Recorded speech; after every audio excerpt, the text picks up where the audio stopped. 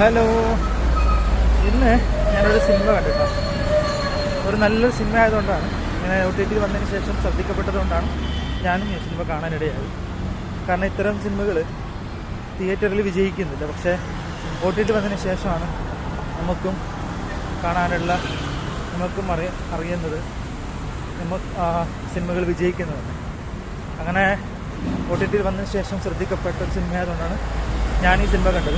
ശരിക്കും സിനിമ ഞെട്ടിച്ച് കളഞ്ഞു. നല്ലൊരു സിനിമയാണ്, ഫാമിലിയായിട്ട് കണ്ടിരിക്കാൻ പറ്റുന്ന ഒരു ഡ്രാമ വിഭാഗത്തിൽപ്പെട്ട ത്രില്ലിങ്ങോട് കൂടി അവസാനിക്കുന്ന ഒരു ഡ്രാമ ത്രില്ലർ സിനിമ.